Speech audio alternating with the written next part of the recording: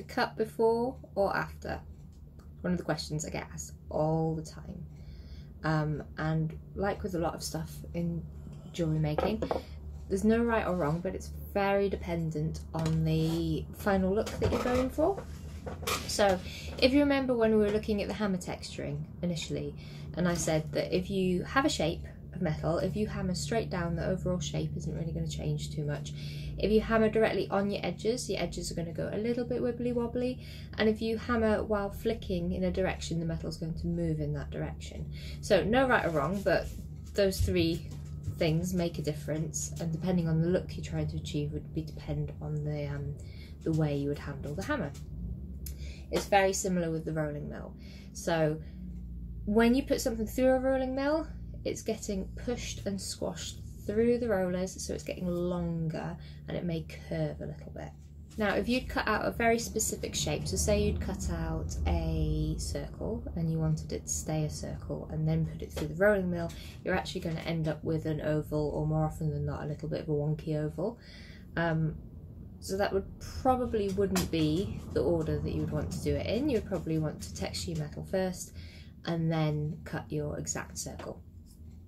However, if you're doing something that's a little bit more organic, so say for example some leaves, you might want that softening and elongation in the metal could work to your advantage. So in that case, I might cut out my leaf shape or my feather, or something nice and floaty, texture it through the rolling mill, and in that process it's going to slightly elongate, it's going to slightly distort, meaning that it almost looks a bit more natural rather than having a really harsh cut outline of a leaf. So that's what I'm going to show you today. To demonstrate how it softens and elongates a little bit, I've got my piece of copper. It's just the normal 0.5mm thick copper sheet that we use to do practice pieces on and for testing textures and such. So you could do this with copper or brass or silver, whatever you want. I would say anything between 0.5mm and 1mm will be spot on. Right, I've also drawn a little leaf shape. So what I'm going to do is I'm going to make a pair of earrings. So I'm going to cut two bits of metal a little bit bigger than my my leaf shape. I'm just going to use my jeweler's shears to do that. And then I'm going to stick them together the same way I did in the previous video with the double-sided sticky tape, but I'm going to run through that again just to remind everybody, or if you didn't see the last one.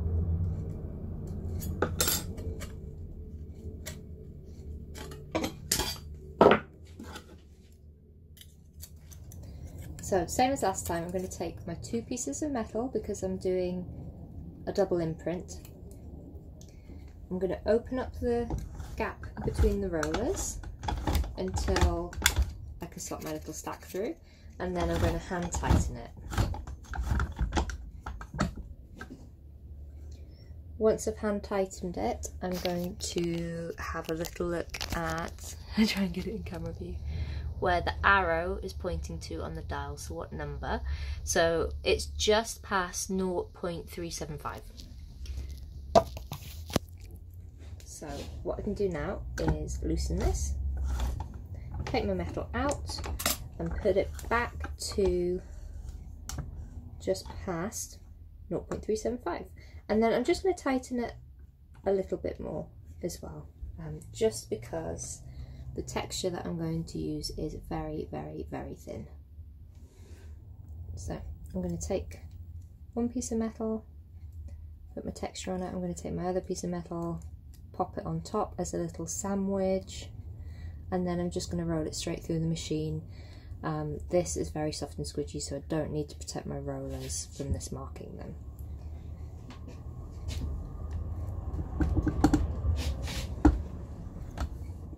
There it goes. So I'm having to put some pressure on, but not so much I'm jumping up and down on the handle. And there's my matching texture.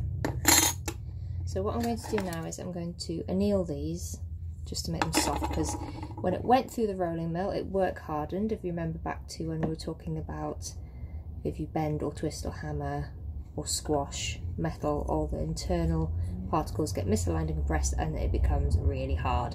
So I'm going to anneal it with the blowtorch to soften it and realign those particles so it's nice and soft. you probably won't be able to see it in this light, but I've rolled a mirror image leaf pattern onto my 2 bits of metal.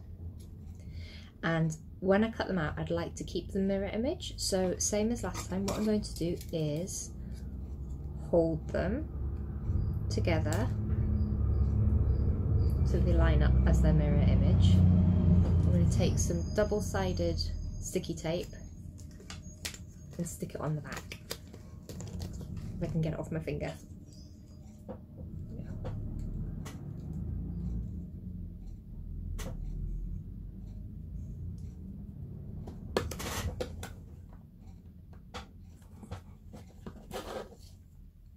There we go. So they're stuck so that the pattern matches up. I'm going to cut off the excess tape, some scissors, and peel the backing off.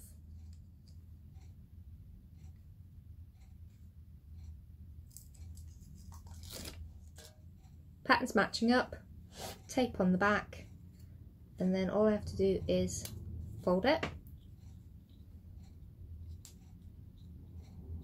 So now I know my pattern is matching on both sides, mirror image still. I'm going to take my mallet, I'm going to give it a little tap just so the little stack sits as tight as possible.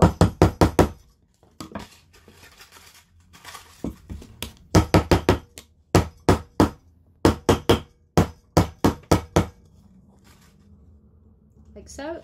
And then just to be doubly sure that it's not going to move when I'm cutting it out, I'm going to take some masking tape and I'm going to wrap that around the outside of the stack.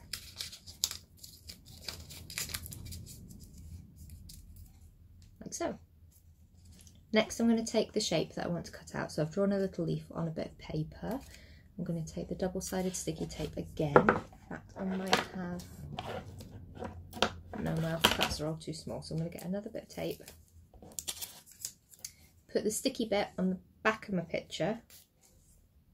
Cut off the excess tape again.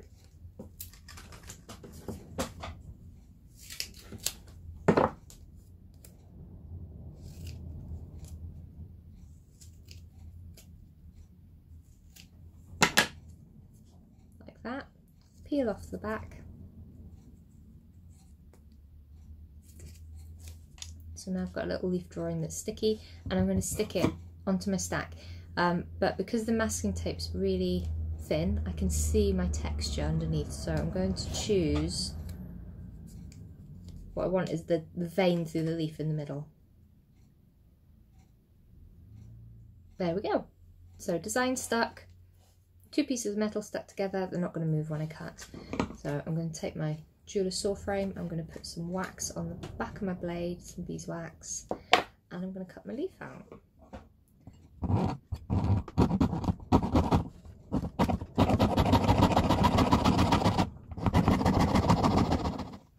I've cut that little double stack out.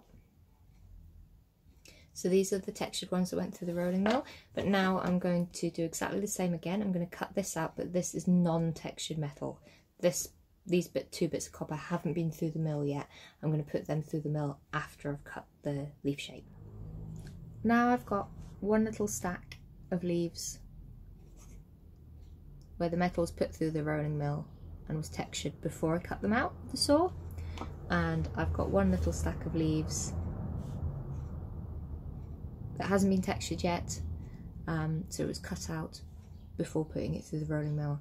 And now that I've got it cut out, I'm going to put it through the rolling mill in the next set of videos.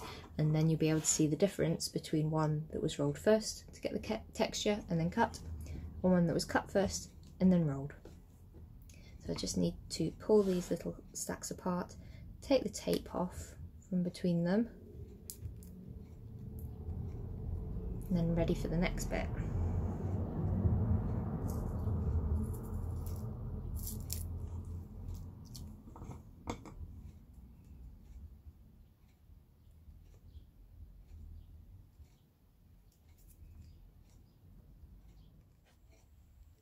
Here's some little example pieces to show the difference between texture before and after cutting the shape with the rolling mill. So these little leaves at the top were textured through the rolling mill and then afterwards cut out with a jeweler's piercing saw. So I had full control over the shape, and whatever shape I've cut isn't going to change. These two little leaves have been cut out before they've been rolled through the rolling mill.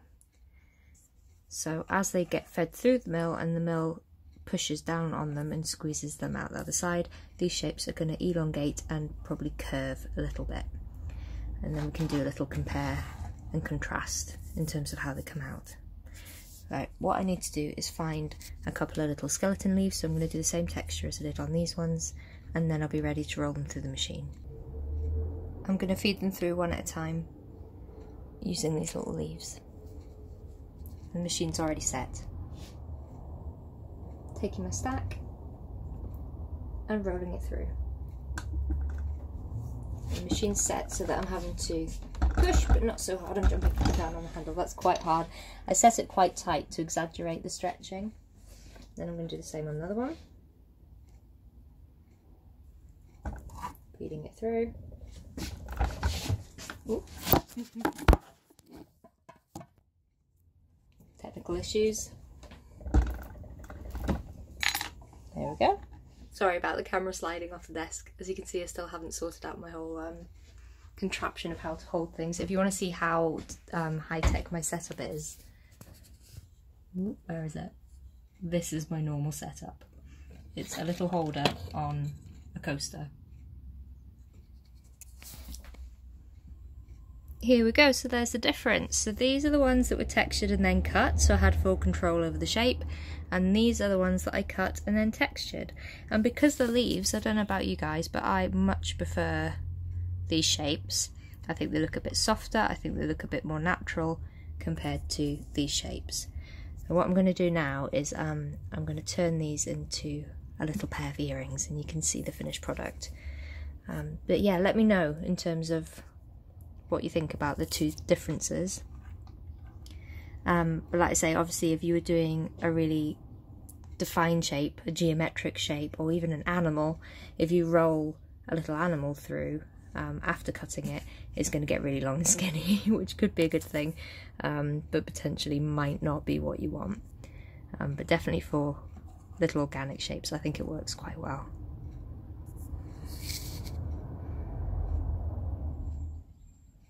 So one of the first things I'm going to do is take my little shape, and this is a sandbag. This is my granddad's. It's literally just a bag full of sand, so it's a supportive yet malleable surface. So I'm going to take my metal and I'm just going to shove it with my thumb. Now you could do this with some doming punches or a hammer, but the nice thing about using your thumb, if you're able to do it, if the metal's soft enough, is your thumb isn't going to leave any marks behind, whereas a hammer or a doming punch would potentially mark and mar this delicate little pattern. And what I'm trying to do is just get a little bit of movement through my leaf shapes, because most leaves aren't completely flat. I'm just curling the ends slightly using my fingers.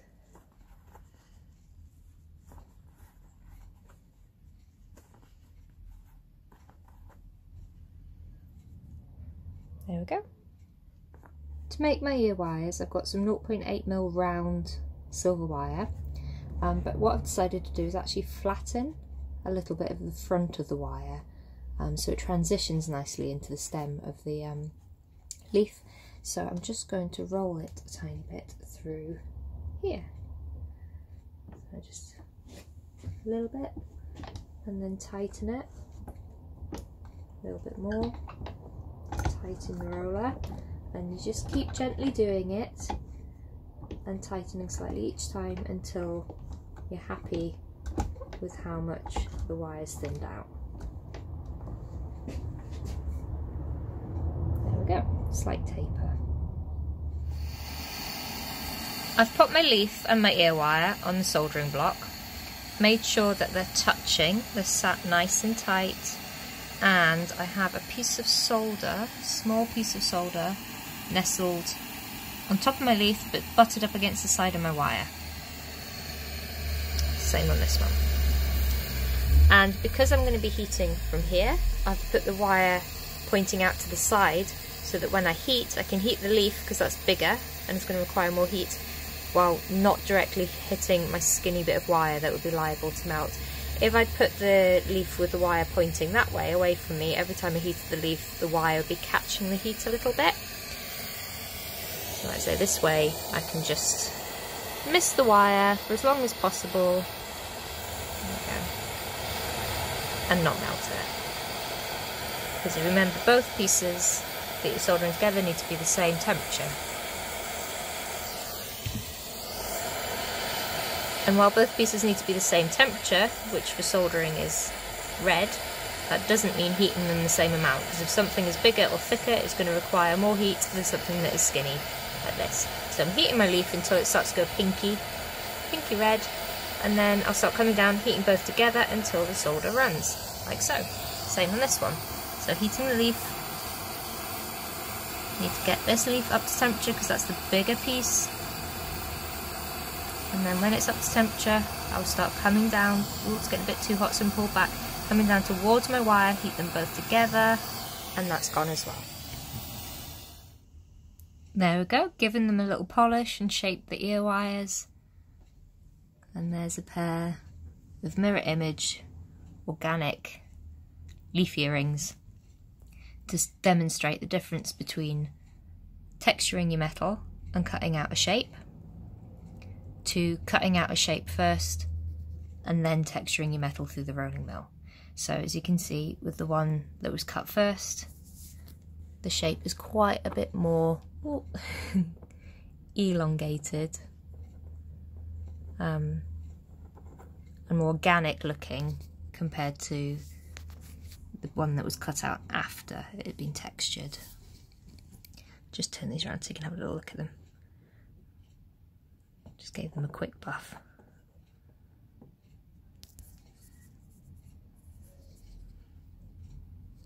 And a little sand where the wire joined.